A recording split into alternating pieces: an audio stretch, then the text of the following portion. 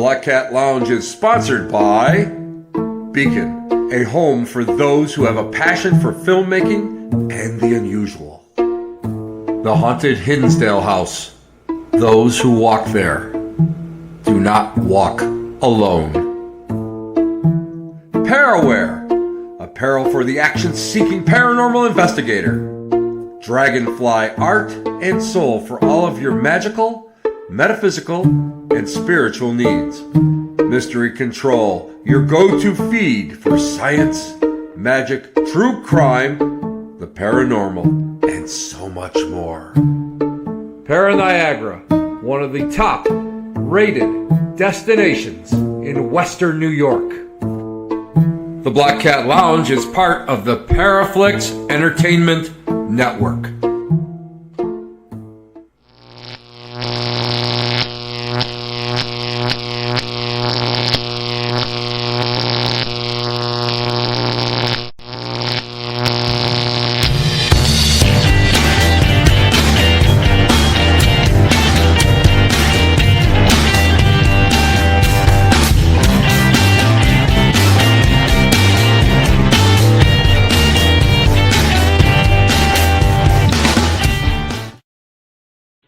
Hey everybody, it's another Tuesday night. Thank you guys for being here.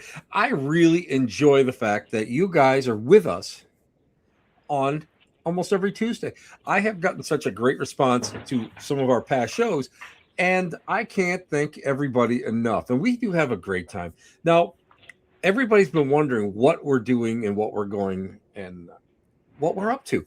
Well, we have a couple projects in the works right now. Of course, a lot of you guys know I'll see you this weekend at the Mansfield Reformatory this weekend in Ohio. We'll be there. And then I have a couple other places that I really can't let the cat out of the bag yet because we're working on them. And there are a couple places that have never been open to the public. So I am like really thrilled with that. But anyway, you know, a lot of people have asked me about where to find information. So I want to share something with you guys. They're here in New York State, and soon, I believe next year in Michigan, the Haunted History Trail will be out there. And here in New York State, they have a phenomenal brochure that they bring out, and they have all sorts of great information about different locations, different places, and I mean by areas, by region. And there's everything from places to stay to restaurants to location. It is amazing. It is going to be amazing. And I can't recommend it enough because why? A good friend of mine, good friend of this show, good friend to all of you out there, Brian Kano, is a big part of it. And he's out there. I love when he kind of comes out to check out some of the locations, and he cuts a couple shorts out there. And we'll get together we'll get a chance to have dinner together, and he's always letting me in on what the latest scuttle is all about, where to go, how we're going to find things. And I always like to just kind of compare notes with him, because this way I know exactly where I'm supposed to be, how I'm supposed to be working, and where I can go in the future just to go out and hang out. So guys, Haunted History Tour. Remember, it's a great location, guys. So, anyway, tonight, I have to tell everybody, I am so excited about tonight. You know what? I first met this very charming lady at a place called Old Mill at one of their Paracons last year in Dundee, Michigan. And I got to tell you what, I was very, very impressed by her. I thought she had really a great take on what was going on, how she liked, how she investigated and all her knowledge about so many different things within the paranormal. And I was like really shocked, not because I wouldn't think that she would know this stuff, but I just thought she was just such a fascinating person. So I really wanted to go, and I really wanted to get her on this show. So finally, you know what? The opportunity came, and she said yes. And I was thrilled that she did. You know what? She's a great author. She's written, let's go over here, Hauntings, Spirits, and Eats. I love that name because why? Love hauntings, I hang out with spirits, and I like to eat. Okay, so those are. I mean that's a no lose situation there. That's a win win, guys. Anyway, uh, so you know what? Tonight we're going to be talking about something that my wife Nancy and I. It's one of our favorite things to go and explore and have adventures. But we're going to be talking about haunted lighthouses. Now, the reason why I say we have adventures is because my wife is not so keen on the haunted stuff. She likes to go out there. She loves going and checking out the beautiful, just the beautiful architecture and see the keepers' houses, and it's just so wonderful to be able to do that. I just love being able to get out there. And of course, me being me, I love the unusual. I love hauntings. Excuse me. So, without further ado, I want to bring on someone who I am just excited to talk to tonight, and I know that you'll love her as much as I do. So, everybody, please, let's welcome to the Black Cat Lounge a seasoned paranormal investigator, author, speaker, the amazing Kathy Conder. Kathy, how are you doing? Thank you for coming on tonight. I'm doing great. I'm looking forward to this, Tim. It'll be fun.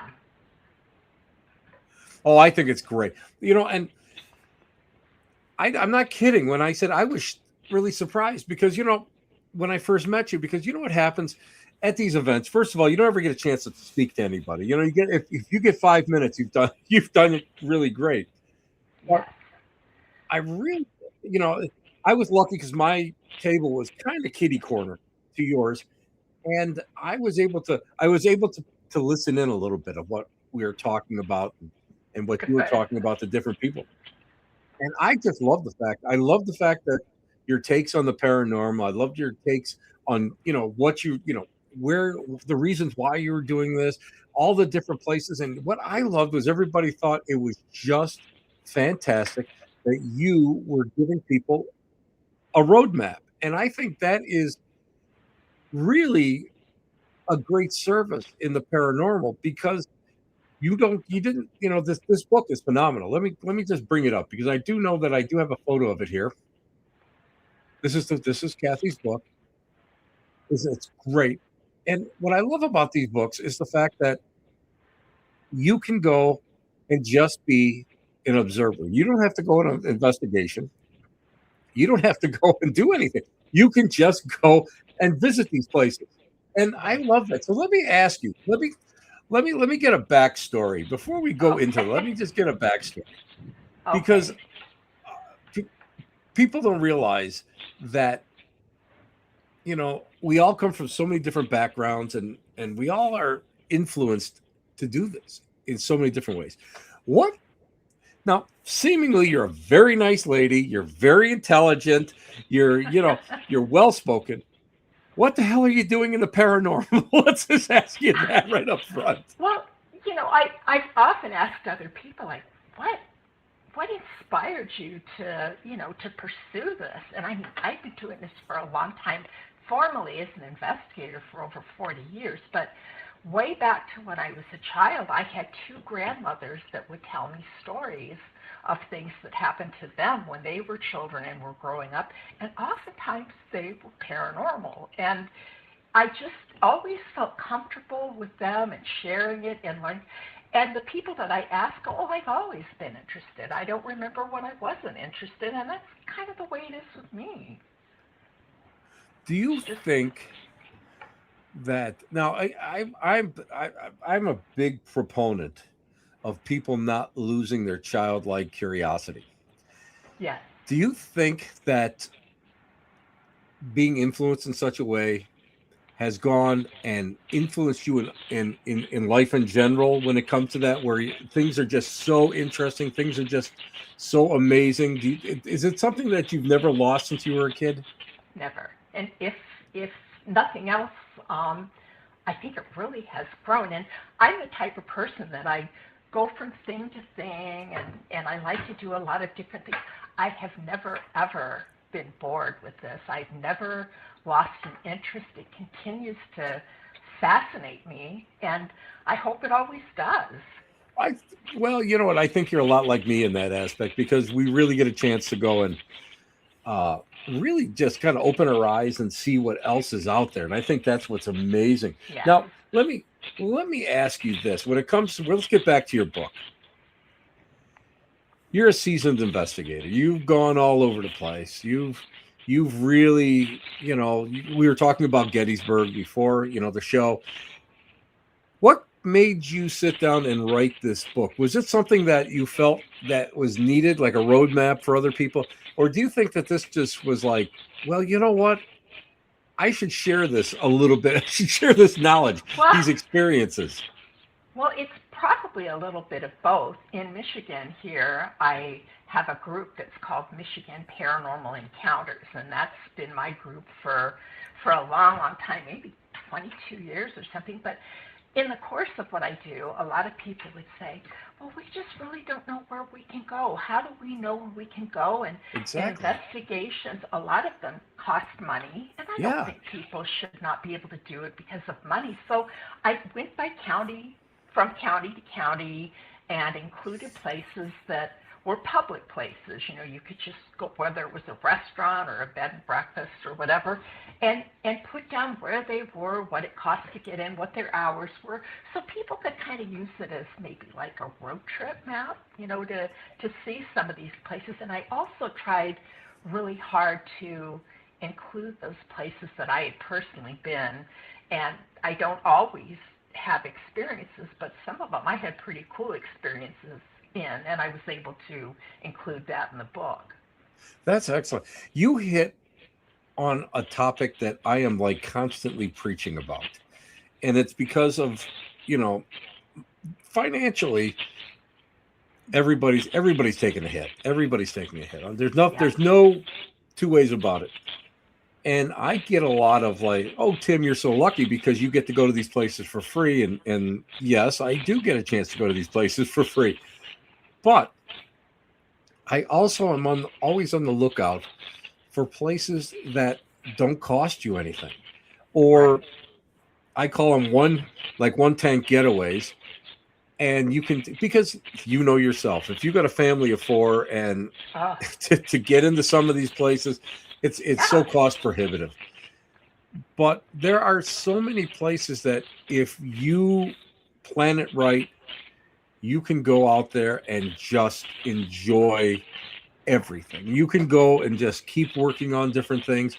You can visit places that are free. You can go to you can go to cemeteries. You can go to all these wonderful places Oh, that really don't yeah. cost you anything. So long as you don't, you're not overt and you're walking around with, equipment Yeah. all, Yeah. if you No, walk well, and around. again, I tell people too, you don't need the expensive equipment. Get a pair of dowsing rods and, do some of the old school stuff because I've been doing this so long. I did the old school stuff and no fancy equipment. We had to have our photographs developed at Walgreens and it cost a lot of money because we would take hundreds of pictures.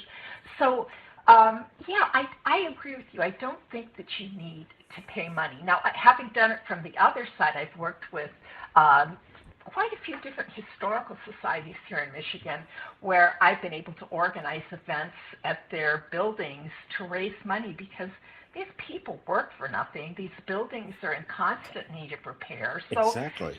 yeah, so there is a time and place for it. But if you don't have the cash and can't afford to do that, there's just, I don't know, Tim, but I think they're all around us all the time anyway. It's just, finding a place where you want to look and go for it. I have yet, I have yet to find a location that was not haunted. And Yeah. I always remember the words of a good friend, Mike Bestine. He's an Algonquin. He's one of the last of the wisdom keepers. I've known him for years, and he always said that there's no place that man has walked that he has not left something behind. That's interesting. Yeah. And that's where I always feel that anywhere you go, you can be in touch with stuff. But a lot of it now, do you remember the days? Now this is all pre internet days. Do you remember all the days where you had to go and actually like look in stacks or microfilms of newspapers, looking for clues, looking for places that you can go, going and talking to historians? Now it's great because all you do is you sit down and you do an internet search, and next thing you know, you've got 20 places that you can go within 2 hours drive of your house. You And I remember? actually, to this day, feel guilty when I can access these things online, when I think of all of the hours I've spent in libraries and historical. But see, that was fun for me too. I Yeah, enjoyed that. those were fun days. Yes. Because they were I don't know how many dollars I spent copying books page after page after page, Yes. or or standing there with my 35 millimeter Fujika camera, taking pictures of pictures from. And it's but that was an adventure back then. That really Yes. truly was. It was a whole different era, and that's why I think it's so important to learn about all the old ways of doing things, and then you can incorporate them later. And then Yeah. and let's face it, Kathy, how much equipment do you own that you don't use anymore? A lot. And that's such a good point. And I always tell people, you don't have to go out and get all this thing. There are going to be places that you go into, and there are quite a few of them where you'll have no activity, but you've got all of these expensive pieces of equipment that aren't going to do you any good. So, I mean, start small and figure out what feels right to you. Like, I've always had an affinity for dowsing rods. I mean, Hmm. I think they're great, and recordings, like getting EVPs, have just, to me, that's one of the best types of evidence that I've sort of accumulated over the year. Are the EVPs? They blow me away always. I don't even want to go into it. I still remember because I went out with with a cassette recorder, and Yep. oh my god, I still got one. What am I saying? I still use it on occasion. But I think we're telling our age here a little more, yeah, yeah, we are. but it's Yeah, we are. true. Yeah. But I absolutely love that because of the fact that we get a chance to go, and I think about it, and when I bring other people up, and I try to do a class or something, I always tell them this is how you save money. This is how you don't go Good. out and buy this great stuff. Don't just look. This is what you need: a little bit of quality, a little bit of the old school, and you're fine. Yes. True. You don't need a backpack like we take. you go to go to Goodwill and buy a small camera bag. If you fill that up, you got too much stuff. That's exactly right. And at some point, you kind of say, hey, this particular aspect really interests me. I think I'm going to learn more about that. And with Exactly. time and experience, you get a lot of information. It's so true. Let me ask you before we get into lighthouses, and tonight we're going to talk about haunted lighthouses. Okay. When you go out in the field, you guys, because this is a question that I get a lot. Do you use mediums or psychics? So I know that it's split because I there are some groups that I'll go and work with them, but I will not go and act as a psychic or whatever. I'll be there with my recorder or whatever. Yeah. There are other groups that like want you to bird dog. That's like what we did on Portals to Hell with Jack Osborne and Katrina Weedman. They wanted you to bird dog for them. They Right. wanted you to point out all the You hot find the spots. spot. Yes. Yeah, Yeah. yeah. Do you use them, or do you use flat science? Uh, I know that things aren't all explainable by science, and I'm married to a scientist. I mean, he is so different from me. And so while I respect what he does, and I think that you need to incorporate some of that, but if you're looking to prove something, you can't always 100% believe what a medium or someone sees, because there's no proving that. I mean, Exactly. you have the word of the person that's doing it. Now, I've been seeing things since I was a child. So if I go into a place and I see someone there, I don't like to tell anybody that, because I feel I'm kind of cheating them of the experience of doing it on their own. Yep. I am much the same. I'm much the same. I really I really don't want to go and well, first of all, I think a lot of times psychics and mediums, they kind of take over the investigation, Yeah, which you really true. have to watch. I know myself, I lay back, and I would much rather and okay, here's how we'll show our age. And again, This is how we'll show our age. This is my age. This is how okay, I'll show my age. all right. Uh, a lot of times, if a group wants me to come out there and work with them, that's no problem. I will do a walkthrough. I will record everything. I will take the SD card out and I will give it to them and say good night. That means I'm back in my bed by midnight while they're still up until 2, 3 o'clock of dawn. You know, Yes, yes. Let that them that's do the legwork. Yes, you. true. You remember the days we'd be out all night, So it's like, no, I'm happy. I'm happy doing that. Those days are gone for me, but I have to say that I think it gave me such a good foundation for what I'm able to do now and my understanding of the field. And I really try with the groups that are part of MPE or whoever, to really get them. A lot of them just don't trust their own feelings and their own Hmm. intuition. And I hate to take things away from them that I really would like to see them learn to do. So why rob them of those experiences? Exactly. Exactly. Now, Kathy, let's talk about haunted lighthouses. Let's do. You love them as much as I do. Why do you love them that much? Because I mean, I'll just simply for me, they are just such, well, they're philosophically, they're beacons of hope, light in the Right. darkness. But for me, they just have this attraction of being like in so many places, especially like early 1900s, 1800s. They seem to be so isolated, and the stories and just trying to visualize what it must have been like back then is something that just is mind blowing. Why do you love them so much?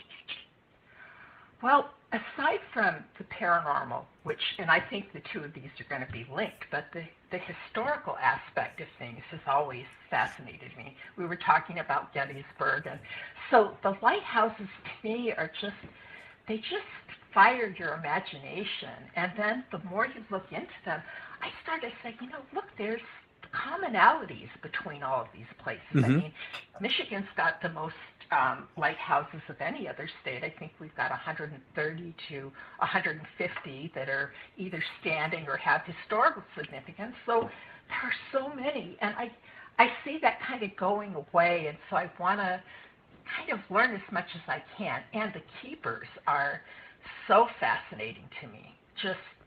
Just so amazing, and to hear their stories and what type of people they were and how they were fit for these jobs, it's fascinating. It really is. Now the keepers, I mean, that was not an easy job, was it? No, not at all. No. Uh, And the things they had to do, especially pre the Fresnel lenses and things like that, they'd have, like oil fires, and they would have yeah. candles and stuff that just, but they were so, the one thing that was common among all of them is they were so dedicated to their jobs. I mean, that was 365 days a year. I mean, Yeah. and yeah, huge responsibility. And these men and their wives and just did such a good job, and a lot of them paid a pretty heavy price for it. But and I think that's where the paranormal history comes into play. I think that's a huge part of it. Now, you know what's so funny is that you brought up about a lot of them were oil based and they were flames and all that. Dunkirk Lighthouse up by me. I've got the chance to investigate that place several times. And I go and I see the lenses and these beautiful lenses and how this reflects out. It's just beautiful. And then I'll never forget the last time I was there, the Coast Guard was there to replace the lamp. And the guy comes down and says, "Oh, okay, all done."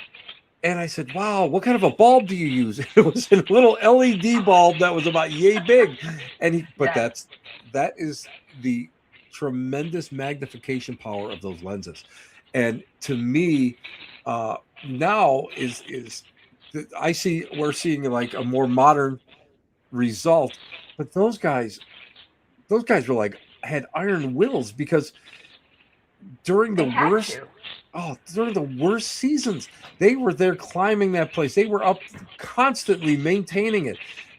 It had to be a brutal existence, especially when you were out on. So now you and I are, we're both located on the Great Lakes, pretty much. Right.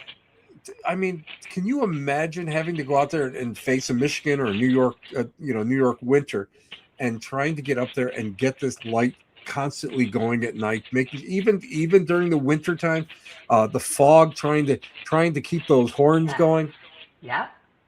How did That's they do it?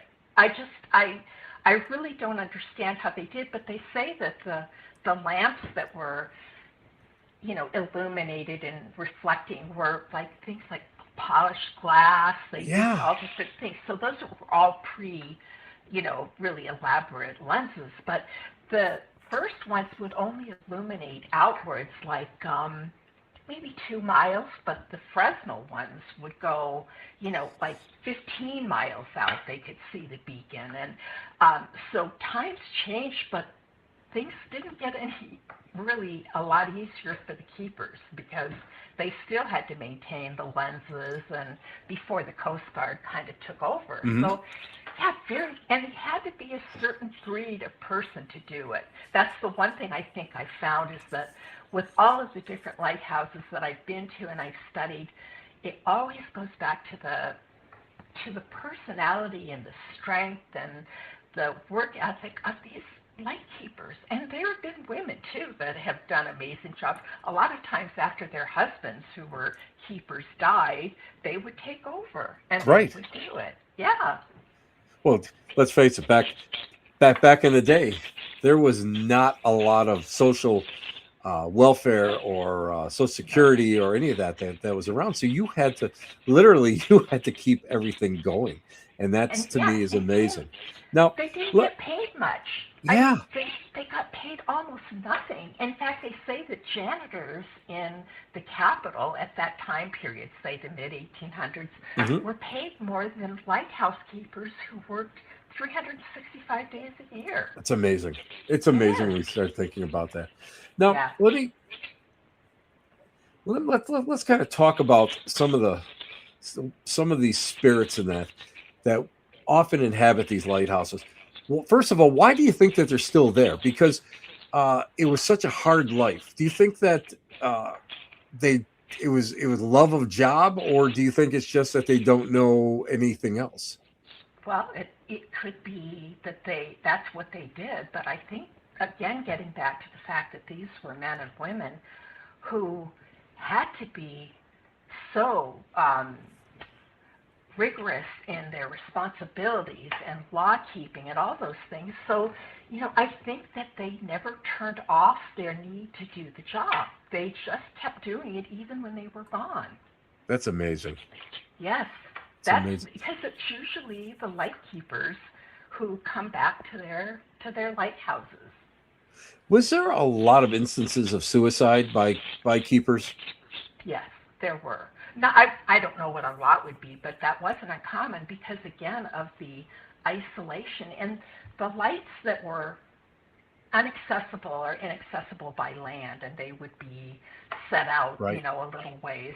Um, and men couldn't have their families, like keepers couldn't bring their families with them, Wow. so they were alone with maybe an assistant keeper, sometimes a second one, depending on the size of the light. But when they had their lighthouses on land, they could bring their whole families, and I think hmm that made it easier for them.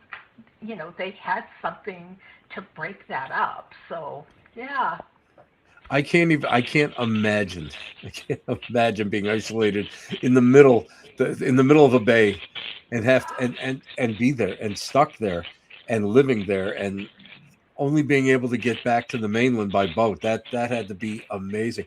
Now, tell us a couple of the interesting things that you've run into during your expeditions at some of these lighthouses.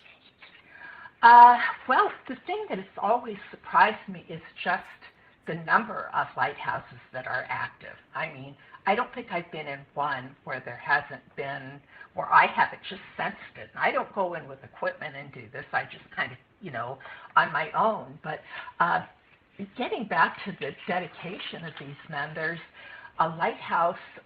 It's the White Light River Station down here in Michigan, and on Lake Michigan. And I think it was William Robinson who was the first lightkeeper there, and he saw the need for a lighthouse because he was right at the opening of the White River going out into Lake Michigan, and he knew how treacherous those shores were and the reefs were. And so he petitioned the government and finally got the okay to build a lighthouse there, which they did, and he was the first keeper. And he was a feisty old guy. He really was. I mean, he totally isolated. They weren't allowed to leave the lighthouse ever unless they had special circumstances, and the most they could get off would be a day. So they really were tethered to these places. But he seemed to really like his job, and he and his wife, believe it or not, had 13 children. So I guess that was one way to pass the time. But in this little tiny building, and they had 13 children. Well, the time came. I think he was probably 80. I wish I could remember. His wife Sarah, and he was there, but he was the first keeper. And he, as he got older and his children got older, he finally was told by the powers that be up there that he really needed to step down as keeper. He was at an age where, it was hard for him. He had a cane, and there were a lot of things that were tough, but he did not want to retire. This man was just amazing. And I don't know who it was that actually oversees the board and the retirements and the hirings, but they suggested to him that he really did need to step down. And he said, no, I'm not going to. Well, shortly after that, they came back and they said, I'm afraid you don't have a choice anymore. You have to step down, and your grandson, William, will come in and take your place as keeper. And he said, I'm never leaving this light. And do you know that 3 days before they came to pick him up, he passed away on the island by himself. So, and he still is there. I mean, I visited it, and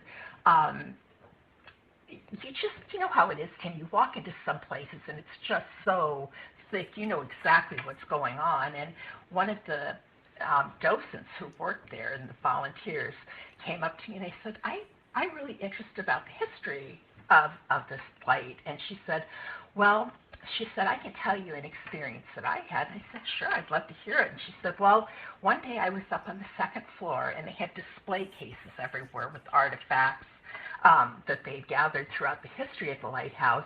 And she said, I was cleaning and dusting all of those display cases. And she said, and the phone rang. And she said, I was the only one there, so I had to go down, stop what I was doing, answer the phone. And she said, I was probably gone 5 minutes and came back upstairs. And she said, all of the display cases were immaculate. I mean, someone had been, now we think that it was his wife that still, they think it's her that still keeps things going and that type of thing. So to me, that was just so obvious. He's still, I don't think it's like he's forced to be there. I think he wants to be there. I have to say that in most cases, I think that they really want to be there. I think the only ones that are really, I would say, stuck there for less for a word that I know I shouldn't be using, stuck, because it's all self stuck, but would be like maybe the wrecks that would get brought on shoals and that sort of thing, where the sailors would actually drown, and they were unfortunately there. Yeah, absolutely, that happened a lot, and a lot of times it was the keeper or maybe his wife or one of his older children would get out in these little rowboats and go out in Lake Superior, which I don't think I've ever had more respect for a body of water than I do for that lake. I mean, I went and stayed overnight in the Big Bay Lighthouse, and it's actually a bed and breakfast. You can spend the night there, which is a whole different experience. It's amazing. And the first keeper there, he had his 17-year-old son that worked with him as his assistant on the light, and I don't know. It just kind of makes me sad because we were talking about suicide and stuff. And his name was William Pryor. His son's name was George. And one time George was up cleaning the the glass and stuff around the upper part of the lighthouse, and he fell and he cut his leg open to the bone, all the way Wow. up his leg. And they had to get him to a hospital, which again was a major undertaking because they're in the middle of nowhere. And unfortunately, like 3 days later, his son died. And of course, he was devastated. I mean, it seems ridiculous to even say that, but he really was. And he just couldn't handle it. And one day, he just disappeared into the woods. And no one saw him again for a year and a half. They just didn't see him. They assumed he had just had enough and left until some hunters up there in the UP went out, and about a mile and a half from the light, they found his skeleton hanging from a tree. And the Oh, only reason that they knew it was him was because he had red hair, and there were bits of red hair still stuck to his scalp. And now he's a very kind of angry spirit. Like he slams cabinets and makes noises, and I can see the difference because I don't think that that William Robinson was an angry ghost. I think he loved where he was and he wanted to be there. Whereas I think that with Pryor, he was just brokenhearted, right. and maybe he's still angry about that. I don't know. Do you think that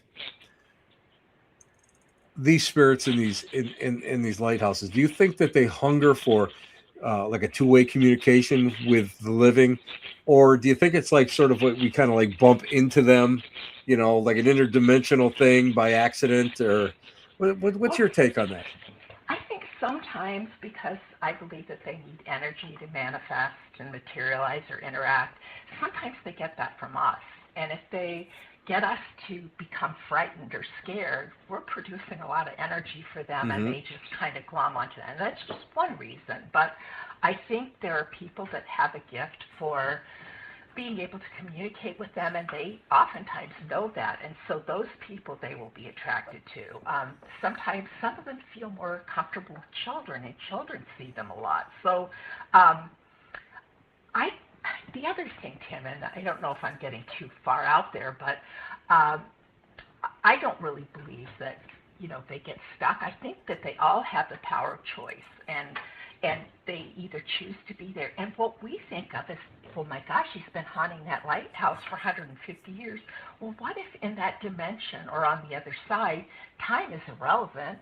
Maybe for them, 150 years is like 3 days. I don't know, Hmm. but there's so much that we don't understand about how and why they manifest. But given the fact that they do seem to feed off of energy, it's vital for them to materialize and to make themselves known because they're pure energy. Um, it just makes sense that all of these huge buildings, these structures, are on very violent areas of shoreline. Hmm. And like I said to you about Lake Superior, when I was at the Big Point Lighthouse and I stood out there and looked down at that ocean, I think that was one of the times that I was the most scared I've ever been. It's just the I don't know, the majesty of it, the power of it, it was just, and I thought, I get it now. Hmm. They need that, and it's like a cafeteria for them. They're surrounded by that energy all the time. You people, unless you've actually gone and been able to really climb into a lighthouse, get up as far. Now, I'm afraid of heights, so I can only go. I will admit I go up, but I can only go up so far. Yes, I get you. Yeah. Uh, but when you're standing out there and you are, and I'm talking, one that would be on shore. When you are surrounded though on three sides, Oh, and all you can see, your horizon line is nothing more than the sky hitting water and waves coming at you. You can feel the absolute power of nature oh, coming, it's palpable. It really is. and you can't help but just understand that that's got to be what powers so much of it. Plus, on top of it, uh, let's face it, you have these violent storms out there that Lake. Now, I will say that Superior gets worse storms than what we get. We get some good ones on Erie and Ontario, But Superior but is oh, definitely. that's like the granddaddy of all storms. I've been up that way when something just it'll be a light shower, and lightning is striking trees around us, Oh, and it isn't mind-boggling, isn't it? it just blows my mind, because you think to yourself, what do you think is powering all this stuff? I know, like, on Lake Ontario, there's Fort Niagara. I used to be a volunteer up there, and it was always most active during storms and when you had high levels of static electricity. What do you think is going on? You got water Of around you. course. You've got all this static coming at you. It has to be, this is what's, I believe it's what's powering it. Now, let me Yes. ask you, I come right out and say there are some days that I'm terrified, especially if I'm in a location by myself and Oh, all of this course. stuff is going on. I haven't run yet. Well, once I did. I won't lie. I You left the might have wanted location. to, but you didn't. What about you? Have you ever, when you're in one of these locations, do you ever get like overwhelmed? I do, but it's not from fear usually, and it depends on the place. I mean, a lot of times it's just very emotional for me because I tend to tap into what their emotions are, and Yeah. that's very draining for me. But with each place it's different. Like there's a lighthouse on the Chesapeake Bay. I think it's Point Lookout, and and I think that it was Hans Holzer that went there one time to dig into the hauntings that were there, Right. and he talked about a woman who had on a blue skirt and a white shirt, and I think that his wife, the keeper's wife, when he died, and he didn't last very long there, it was just very quick. And she, for 30 years after his death, she was the keeper of that light. Now, when I started looking into that particular lighthouse, I realized that, yeah, there's still the water. Like you said, there's storms that feed into the energy and all of that. But there are also 4,000 Civil War soldiers that are buried there. Now, Mm-hmm. nobody thinks about that. What about the men who have shipwrecks and they can't get them all in? A lot of the hauntings in different lighthouses, they say they hear moaning and screaming and stuff like that. So, it's tough. It's almost like a puzzle when you dig into the history of these places. Like, what could be causing that? What could it be? To me, I think that's the hallmark of a good investigator. I think we love the research, but we love to solve puzzles. Yes. And they're always a puzzle, aren't they? There's some aspect of that. And I'm going to make you very jealous. You Right. mentioned Hans Holzer, right? Yes. In my collection, I have one of his electric typewriters. No way. Oh, Just yeah, I got it from his daughter, his Alexandra. Yeah, I got one of them. So you, that's great. You can collect as much as you want, Tim, if you're getting cool things like that. That's pretty amazing. That's very cool. once in a while, I get something good like that. Oh, Now, yeah. I have to. You brought up a really good point about some of these locations. They are points of high emotion and stress. Yes. Do you Exactly. feel do you feel that imprints on the actual structure of these Absolutely. lighthouses? And it depends on what the structure is, but given all of the rock formations that are around the lighthouses, and like I mentioned, the power of the water that churns all the time, I think that's probably a very likely place where energies do become, you know, there. You can feel it.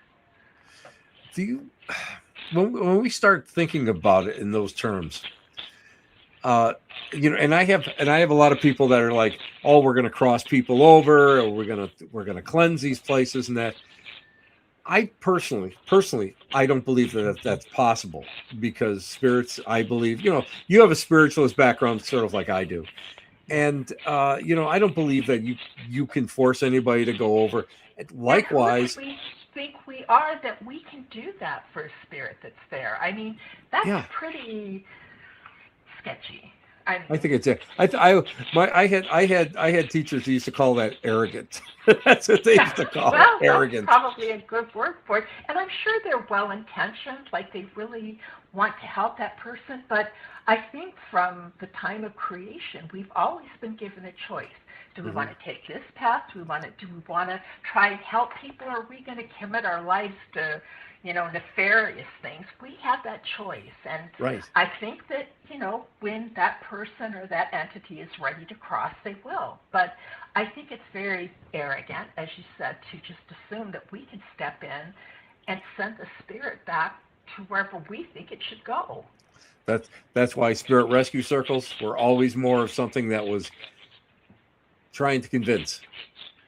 That's always what it was, trying to convince somebody to go on. Could be. Now, Yeah. you know what? I was fascinated by. I have friends up in Marcotte, Michigan, Okay. and I was fascinated that they have a couple haunted lighthouses up there, and they have never mentioned them to me at all.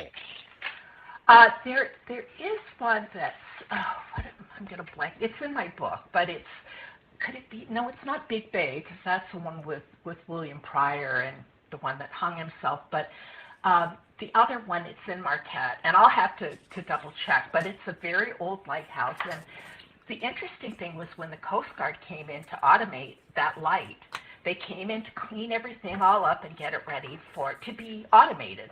And so they had all the Coast Guard guys in there scrubbing the floors, and they painted the whole floor of that lighthouse, painted it gray. And they finally said, well, let's go out. We can go and relax and have a beer. We got all this done. They locked up and left. And the next morning they came back and unlocked everything, and there were little footprints all over the gray paint on the floor. Now these guys said, "Oh, who let their kid in here last night?" But how could they get in? Because we really locked it up. And they said, "Oh, this is just nonsense." So they painted again. The same thing happened the next morning when they came back.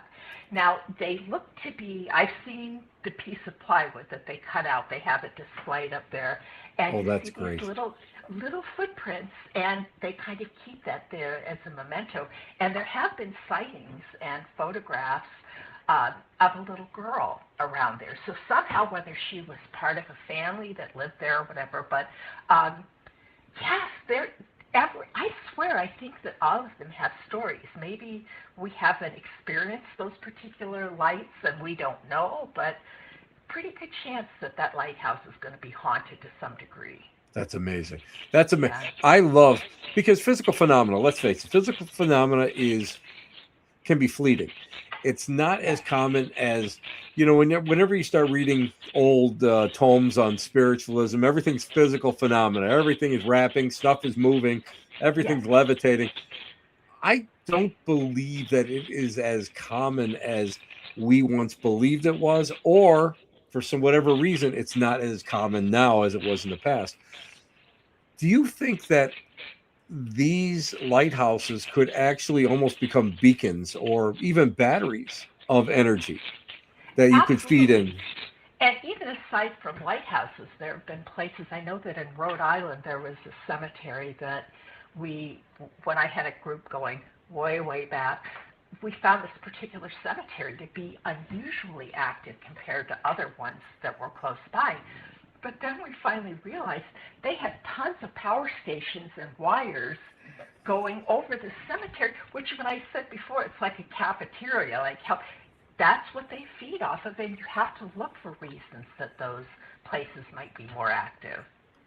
Johnny Zaffis, I learned so much from him over the years. And Johnny always said, when you're looking for a haunting, when you're in a haunting, look for the battery, because the battery, if you can go and neutralize the battery, the haunting will just kind of fade away. But I'm a firm believer in places of that nature, that they just seem, because of their importance, because they become a centralized focal point.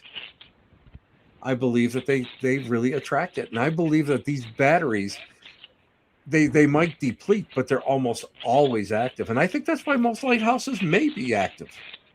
It could be, like we talked about, all the contributing factors, the physical things that might fuel a haunting. But it's the same thing. Like, we talked a little bit ago about the hospitals in Gettysburg, and they did so many amputations there. And I've had some experiences to this day, even though I've been doing this for 40 years, that clearly knocked me back when I experienced them.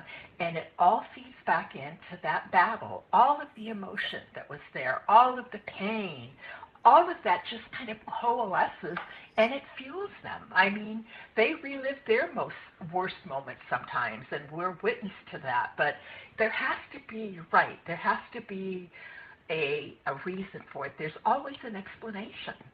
They always call that stone tape theory. And to me, that always made the most sense when we start talking about areas of high impact. Kathy, we're almost done. Can you believe that? No, I can't. It was fun. This was great, but well, it's lighthouses. Yeah. What's there not to love about talking about haunted lighthouses? Exactly. Kathy, how can they get you? How can they get a hold of your books? Well, I know that the book is available on Amazon for like $14, I think, and it's Haunting Spirits at Eats, Michigan, and that's probably where I sell a lot of them is on there. And then when I'm a speaker at certain events, I have them. But it wasn't supposed to be anything really deep and awe-inspiring. It's just kind of a way for people that don't ever get to do this, that are really curious, that they can go to places where we know things happen and it doesn't cost them anything. That's wonderful. Do you have any gigs coming up? Do you have any? Are you going to be speaking anywhere soon? Well, this isn't a gig, but my son just told me that for Mother's Day next month he's taking me to St. Augustine to see the lighthouse there, and I've never been there, so I'm so excited. It's going to be amazing. That is fantastic. Now, you And brought I'll him up right. You yeah. brought him up right. I can't say he believes in all this, but he certainly respects it. So yeah. So I'll let you know how that goes. I absolutely love it. On your bucket list, before we cut off, on your bucket list, what would you like to go see? This is so out there. It sounds very strange, but I really want to go to the White House and investigate Lincoln's bedroom. Just all of the history and things that have been through those walls. It just has always had kind of a draw for me, and so that's part of my bucket list that I probably may not be able to do. But St. Augustine was on my bucket list too, and I'm going there, so I can't give up hope, right? That's exactly it. That's exactly Yeah. it. Kathy, stay on the line. I want to thank you properly off air, and Kathy, I enjoyed this immensely. I can't thank you enough for stopping by, and it was just such a good time just chatting about lighthouses and everything else that we chat about. Yes. I enjoyed it too, Tim. Thanks. I will be back shortly. Okay, sounds good. That's Kathy Conder. Was she not fantastic? I absolutely thought it was just so much fun to be able to go and just talk about one of my own passions that I always loved, lighthouses. And I don't know why I've always liked them, but I've always found them just so fascinating. And there's a place up here, I believe it's called Golden Hills State Park, and you can go and you can rent it and you can stay overnight there. And that's going to be on my to-do list for this year. So whether or not Mrs. Shaw comes with me, I don't know, but we'll find out. Anyway, guys, I want to thank each and every one of you for stopping by tonight, hanging out, and just enjoying the conversation. So, guys, anyway, what do we always say? Be kind. Try to do some good works. Give back a little bit if you can. Preservation is always important. And remember, you're listening to the Black Cat Lounge where the elite meet. Where else? Next to the dumpster transfer station. Take care, guys. Ciao, babies. We'll see you next week. Bye-bye.